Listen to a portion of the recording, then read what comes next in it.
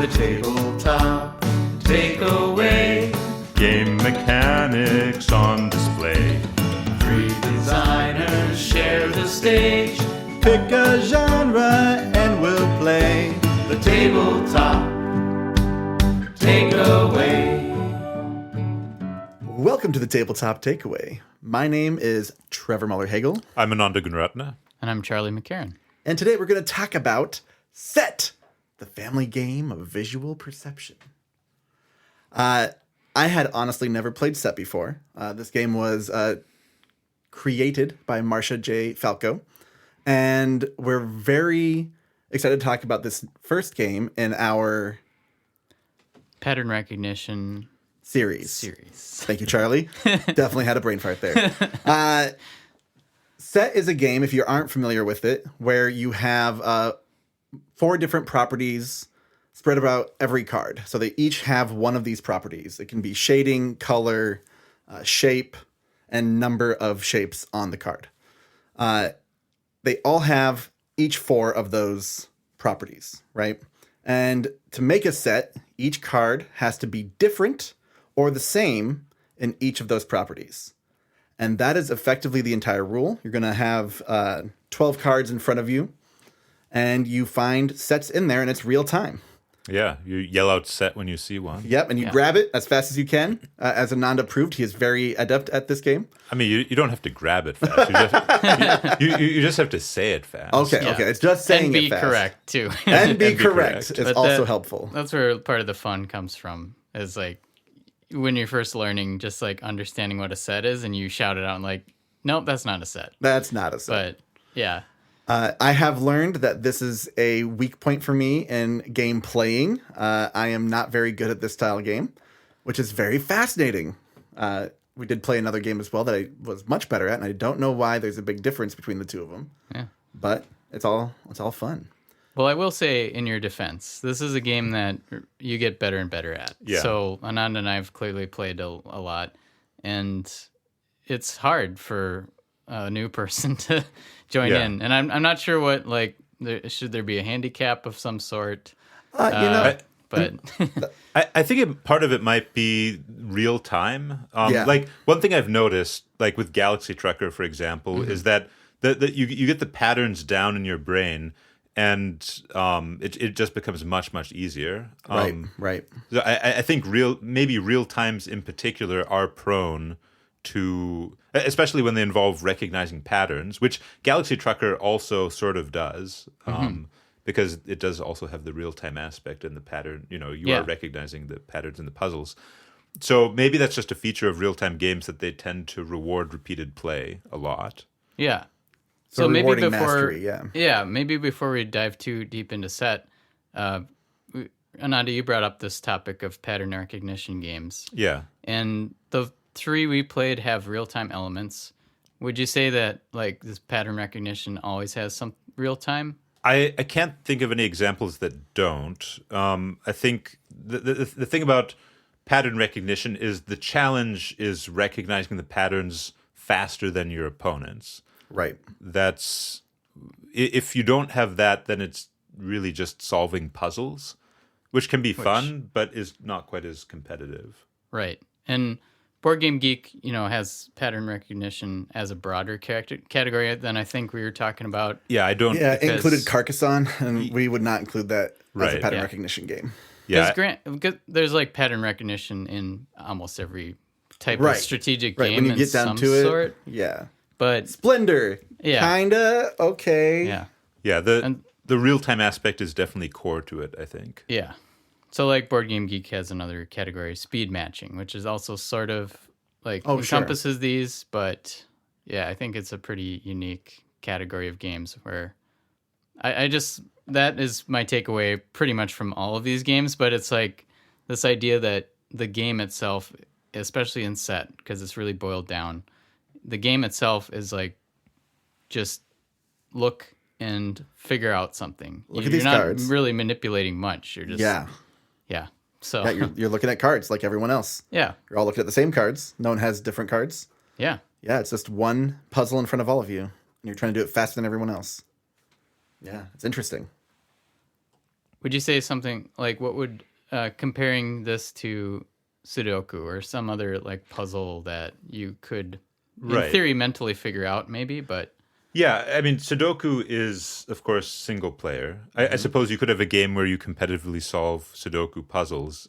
Ooh. I don't know if it would be that interesting. I think there's a balance. If you have a puzzle that's geared towards a single player experience where you can take as much time as you want, I don't think that's quite as rewarded. Well, I don't think that works very well if you translate it into a pattern recognition game. I think with pattern recognition games, you want something where, there's some challenge in recognizing, in this case, recognizing the set, but it's not super difficult. Like once you know that something's a set, it's easy to, check that. Verify that, yeah.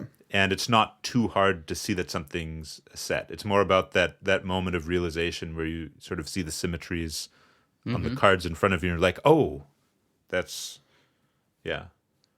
We played an interesting prototype from my friend Theo that was sort of a pattern recognition game essentially, but in his prototype he made it extra hard visually to see what was going on the cards, which I thought was kind of interesting. Oh right, the one with the really zoomed in lines.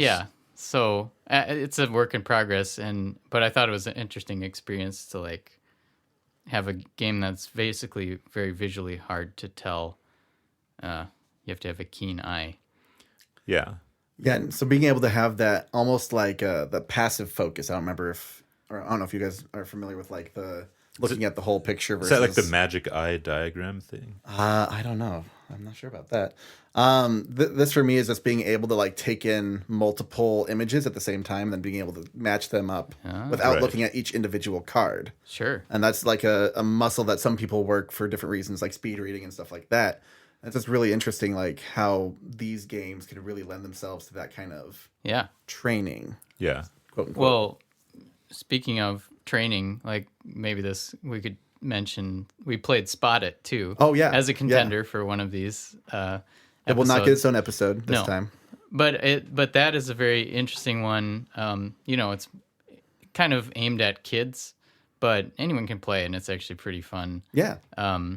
Where there's just a series of circular cards that have little image or word on them, and you have to be able to spot which thing is common between your card and the card in the middle. And it's really that visual perception, right? Like who can see it the fastest. It's interesting because the cards mathematically guarantee that between any two cards, only one object will be shared. Exactly one object. One object. Which is intense. And at least I think there are different scenarios you can play with Spot It. In the one that we played, we each had a different card, which I think actually solves one minor problem with set. We were talking about earlier about how you can get very good at these games, and that can be a problem because set doesn't really have a catch-up mechanic at all. Yeah, how could it, Yeah, it doesn't have a way to balance players of different skill levels.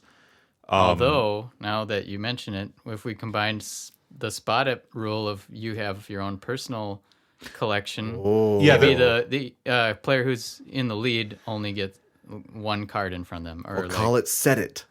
Well, that's what I was going to mention. So because each player has their own card in Spot It, if you fail to match the card, and other people are matching the cards, you're getting more and more familiar with your own card, which makes it easier for you to spot a match with the center card. Mm-hmm. Right, because when in the version that we played, when you score the card, it goes on top of your stack. Right. That is now your card. Right. So it replaces your old card. Yeah, so you need to get used to a new card. Right. I also liked how, you just take the card off the stack and now immediately it's set up for the next round. Yeah. Mm-hmm. But yeah, that is one thing about set. There's really no catch-up mechanic at all. Other than the minor one of whoever takes the set has to be the one to deal them out, which right. slows you down a little bit. Yeah. Yeah. Unless you're Ananda. Then he'll call the set while he's still laying the last card down. The other interesting thing about these is there's really no progression.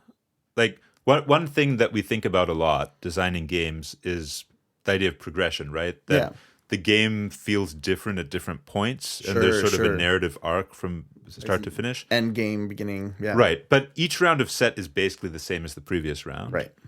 But the player changes. Oh. It's like why... The player's the meta. Yeah, it's like why people play chess over and over and over again. Right. Like, well, granted, chess is going to have more of an arc, but it's... Yeah, you're improving as a player, so you see the game differently.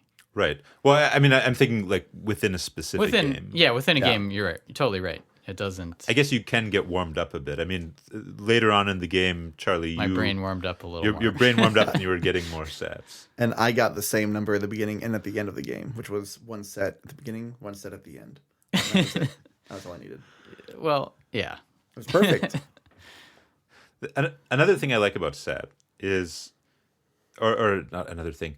One thing I'm sorry, we were just talking about progression.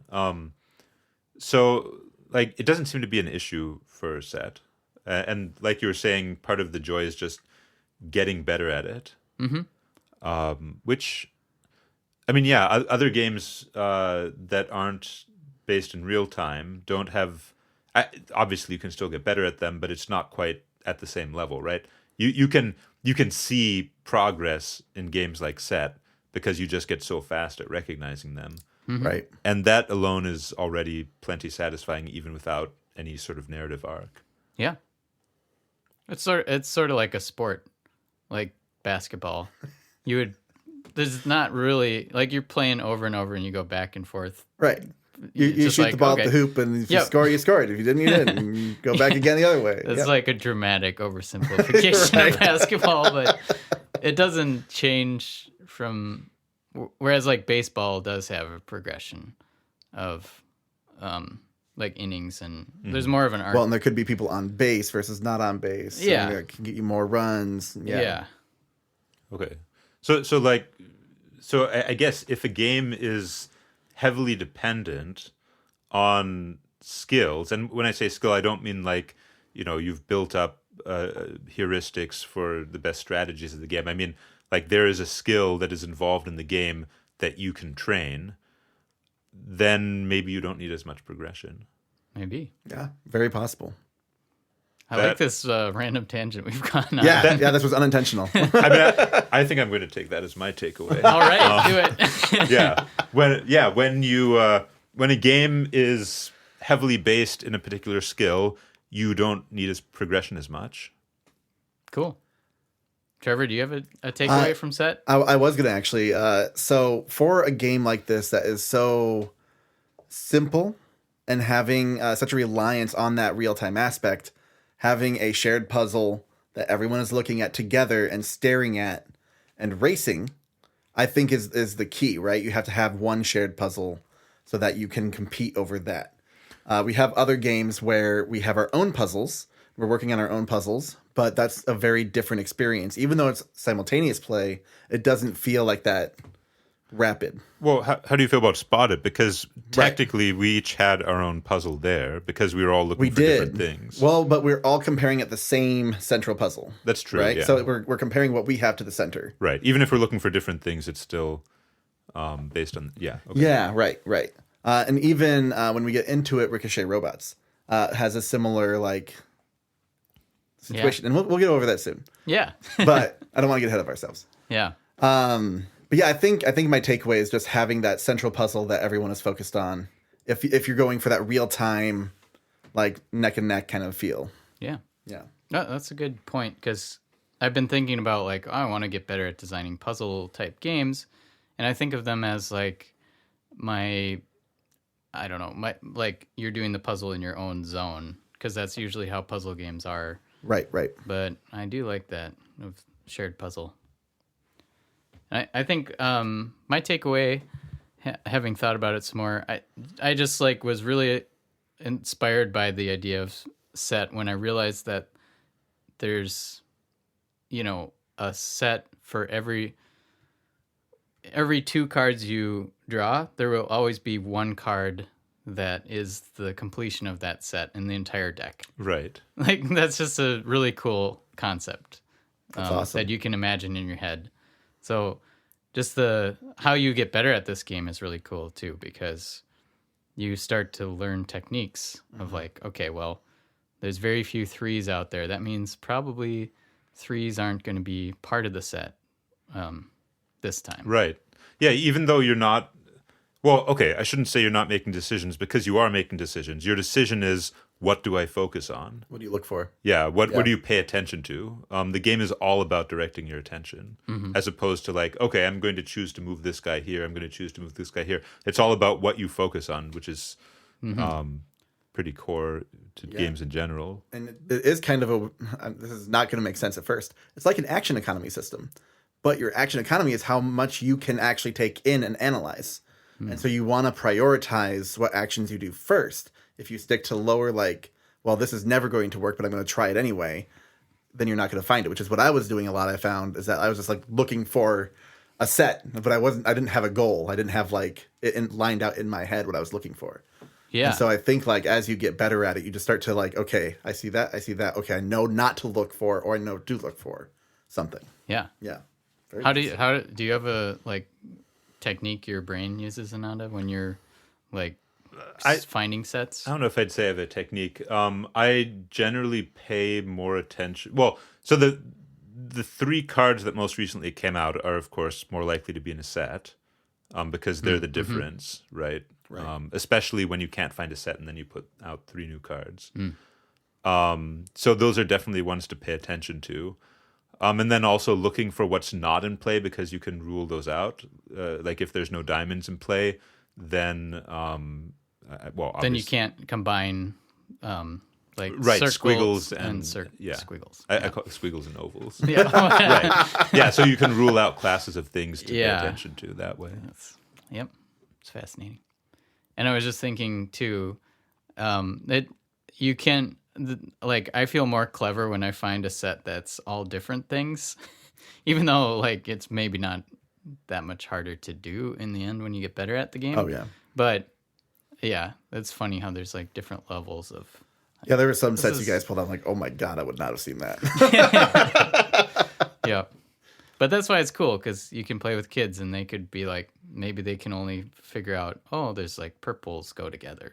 Right. Things like that. They're looking for literal like matches. I mean, I feel like I pay more attention to the differences than similarities, because I often miss ones that are just like super similar. Yeah. Visually. Yeah, it tells you about how people's brains work too, this game. And I will say, I'm going to do a little backup takeaway as well. With games like this being very either symbolic or language independent, and not having words that you have to read anywhere, just having shapes, I think is key as well. Especially when you're going fast, you don't want to have to read anything. Oh yeah. Yeah. Like, and that's a pretty like clear thing. It's like all of them, none of them had a single word of text in any of the things you used. Yeah. Which is like, oh yeah, that's a good idea. That's really smart. Yeah. No, I agree. Words. You should never have words in a real time or like it's tough. Cool. Well, I didn't think our set episode would get inspired this much conversation, but it's great. Awesome. Well, join us next time for Pattern Recognition Part 2 with Ricochet Robots. Beep, beep. Hey, thanks for listening to The Tabletop Takeaway. This podcast is made possible by listeners like you. So please tell your friends and visit our website at thetabletoptakeaway.com, where you can suggest games and mechanics for us to cover next on the show.